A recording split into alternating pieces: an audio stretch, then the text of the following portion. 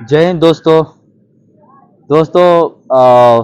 आज हम लोग जो नए लोग हैं और काफ़ी हेल्दी लोग, जैसे कि अपने ओवरवेट, अपने वज़न से 10 किलो ज़्यादा, 20 किलो ज़्यादा, 30 किलो ज़्यादा, ये हम 70 80 90 तक जो लोग पहुंच गए हैं, जिन लोगों का पेट भारी है, काफ़ी चौड़े हो गए हैं, खासकर उन लोगों के लिए कैसे आसानी के साथ सेल्फ अकेला, बिना मास्टर का, बिना कोच का, वो कौन सी एक्सरसाइज करेंगे जिससे बॉडी पे उनका ज़्यादा से ज़्यादा फ़र्क हो और जल्दी से जल्दी फैट घटे। तो आज हम लोग वही एक्सरसाइज आपको बताएंगे और ख़ासकर हमारे साथ रॉकी सर है। तो ये रॉकी सर वो एक्सरसाइज करके बताएंगे। तो सबसे पहले अभी स्टार्ट करते हैं कि कौन सा एक्सरसाइज हेल्दी लोगों को करना चाहिए। सो जाइए सबसे पहले रॉकी सर। हाँ, तो सबसे पहले इस पोज में आपको आ जाना है। हैंड सीधा रखिए स्ट्रेट, और इसको पेट के ऊपर ऐसे अगर सो गए तो इसके बाद पेंसिल रोल करना है। पेंसिल रोल मतलब जो कट पेंसिल होता है उसकी तरह ऐसा गोल गोल गोल गोल घूमते हुए चले जाना है, जो अभी ये करेंगे। तो रॉकी सर, आपको पेंसिल रोल आगे तक जाना है और फिर वापस आ जाना है। चलिए कंटिन्यू। बहुत अच्छे, वापस कम बैक, वापस कम बैक।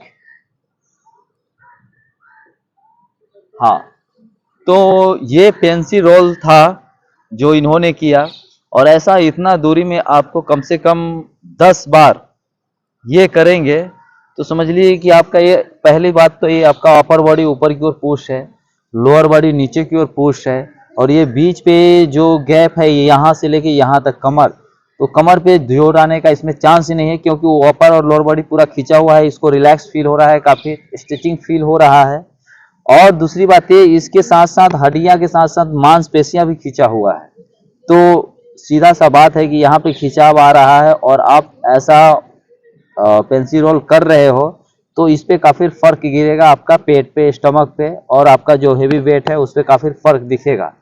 इसको खासकर यहाँ से वहाँ तक कम से कम 10 राउंड जरूर होनी चाहिए। इन्होंने फर्स्ट राउंड करके बताया, पहले एक राउंड, तो आपको 10 राउंड जरूर करना है, ताकि आपको खुद ब खुद इसका फायदा मालूम चले, पेंसिल रोल का क्या है फायदा।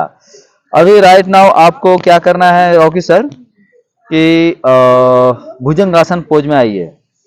तो इसके बाद का स्टेप है कि भुजंगासन, आगे हाथ हैंड रख के, ये हैंड शोल्डर लेवल में, शोल्डर के बाजू में ही रखना है, और एल्बो इनसाइड अंदर की ओर, केवल अपर बॉडी इसमें अप करेंगे। चलिए सांस लेते हुए आप, फिर डाउन, अगेन आप सांस लेते हुए, again down, again up, again down, relax. तो इसके बाद का स्टेप है आपको ये ये भुजंगासन करना है। जो टाइमिंग से सर ने किया, सेम 5-5 का 3 सेट कम से कम होना चाहिए, उसी टाइमिंग के अनुसार आपको ये करना है। नेक्स्ट स्टेप, दूसरा स्टेप में, और तीसरा स्टेप में क्या करना है, सेम पीठ के ऊपर आपको सो जाना है। पीठ के ऊपर सो जाइए,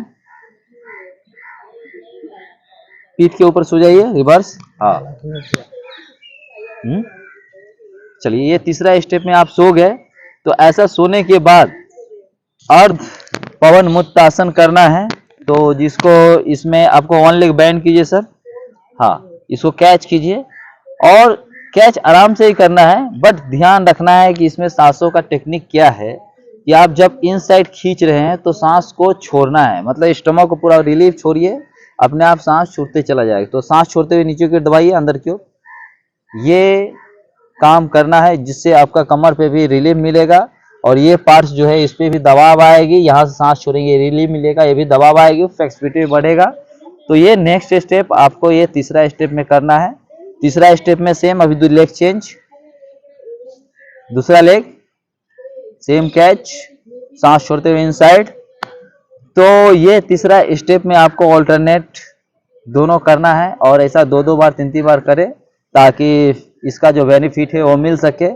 अभी पूर्ण पवन मुक्तासन करना है। तो पूर्ण पवन मुक्तासन में आपको नेक्स्ट स्टेप में दोनों लेग बैंड कीजिए सर। एक के बाद एक लेग बैंड करें, एक लेग पहले बैंड एंड दूसरा लेग पहले बैंड, ताकि कमर पे जोर ना आए। एक लेग पहले उठाइए, फिर दूसरा लेग उठाइए। तो ये पूर्ण पवन मुक्तासन है। इसमें खासकर ये पेट के लिए ज़्यादा बेटर है। और फ्लेक्सिबिलिटी भी डेवलप कर रही है, और खास करके पेट पे देखिए दबाव आ रही है। तो सांस छोड़ते हुए इनसाइड खींचिए,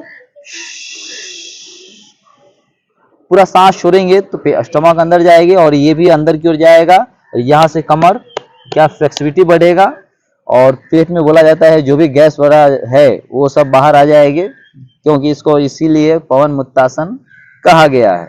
नेक्स्ट स्टेप में थोड़ा सा नोज टच कीजिए इसमें, नीज में सांस छोड़ते हुए, तो रिलैक्स, गो डाउन। हाँ, ये भी आपको 2-3 बार ऐसा इस तरीके से रिलैक्स छोड़िए।